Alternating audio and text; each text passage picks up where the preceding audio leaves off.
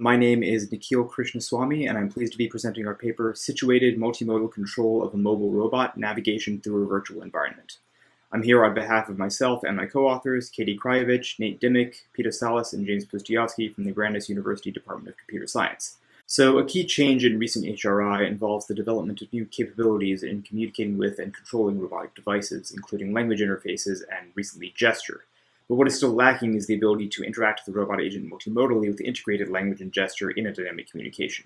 We've been developing a platform that we call KIRBY that uses a number of existing technologies to facilitate this type of smooth communication using both language and gesture between a human and a robot. KIRBY uses ROS, a custom communications bridge, Redis, our situated grounding platform VoxWorld, and the Unity game engine.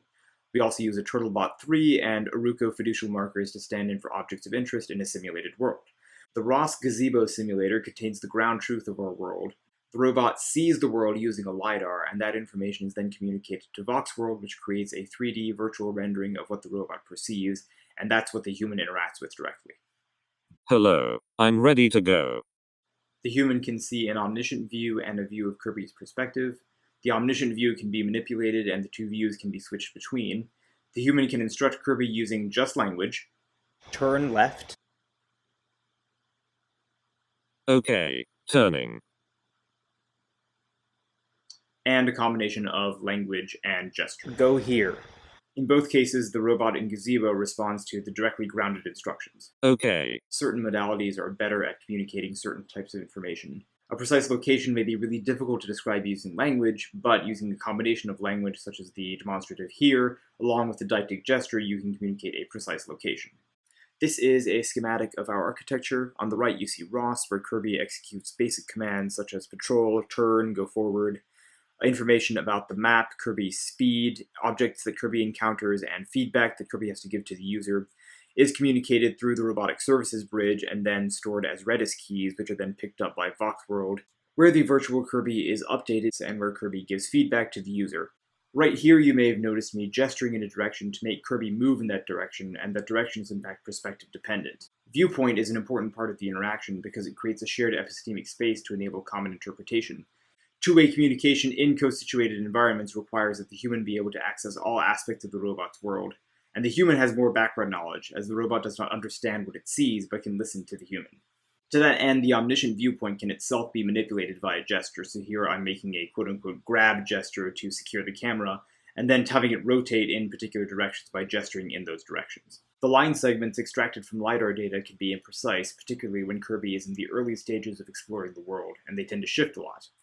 We've been developing some machine learning techniques to ameliorate this.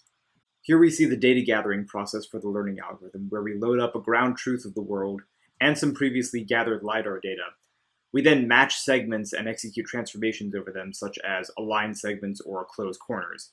The model is trained on this data, and the expectation is that in real time it will execute those transformations over line segments that are extracted from LiDAR data as KIRBY explores.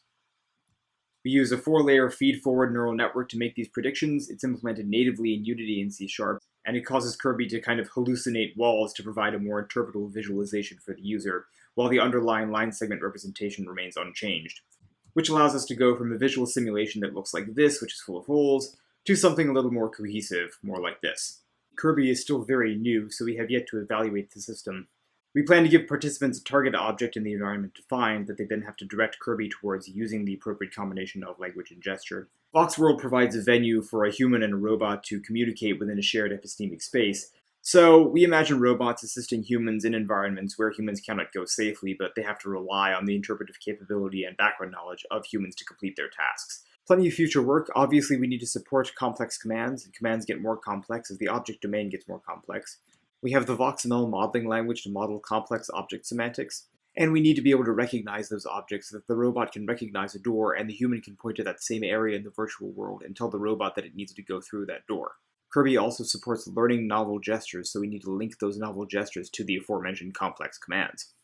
And here I'll actually make a shameless plug for my new position. If you're watching this on July 1st, the day of RoboDial, today I actually start as Assistant Professor of Computer Science at Colorado State University, where I'll be collaborating extensively with the large vision group there, which gives us a great opportunity to extend this collaboration of linking language to vision and gesture into the robotics domain further.